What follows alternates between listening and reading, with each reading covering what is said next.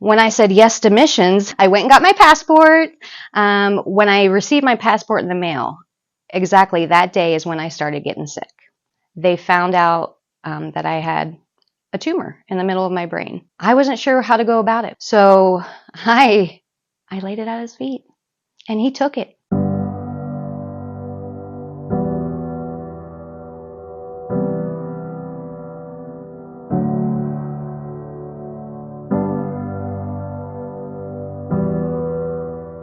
So when I was struggling with depression and anxiety, self-sabotage, I can't leave that one out because that was huge. I didn't like myself. I was like, how can you say these great things in your word about me, Lord? And I don't feel these things. I knew the truth. I've seen God at work. I've seen miracles. So I knew that it was true. Me running from God was because I didn't want to deal with my own issues, my own trauma, my own junk. When my junk got too much and I was desperate, and that was the only place I had to go. I tried every other option. Oh, whether you're, been through the drug stage, been through this, been through that, nothing was working. I'm just trying to suppress it. Well, you can only suppress it before it boils over. And so I gave it to the Lord. I had to bring it to the altar, and it was ugly, and I was wrestling. Then he healed me of depression and anxiety and self-sabotage, which were vicious cycles from all the trauma that I had as a child. And when he did that, he called me to missions. When I said yes to missions, I went and got my passport. When I received my passport in the mail, exactly that day is when I started getting sick. All the doctor's tests, they couldn't figure out what was wrong. And I went and they changed my blood pressure medicine. And I had a bad reaction, went to the ER.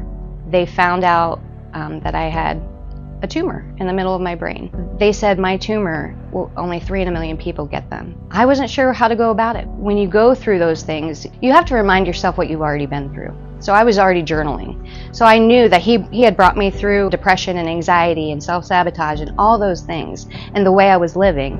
And now how could I not depend on him in this instance? So I laid it at his feet. And he took it because I was worrying about how am I going to keep my insurance? How am I going to live? Am I going to be able to drive again? Am I going to die unexpectedly? It was all up in the air, but the Lord showed me. He showed me who was going to be my neurosurgeon, who was going to be, he set everything in place. He's in the details. He really took care of everything. And all I had to do was just trust. And so I stuck to that verse, trust in the Lord with all thy heart. Lean not on your own understanding. In all your ways submit to him, and he will make your path straight. And he did. He cleared every path. And December of 2020, actually December 31st, New Year's Eve, I had brain surgery. I had a craniotomy on the right side. And it took me 5 days to wake up.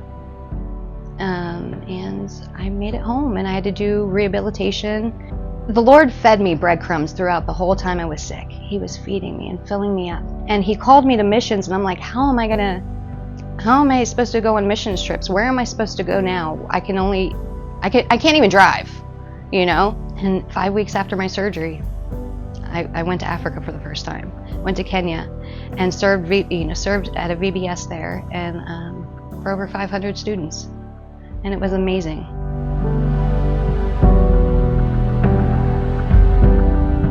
I think once you get to a point in your walk with the Lord and you know what he says to be true, I think that everything falls into place. I learned a lot. I was in his word. I dug in his word.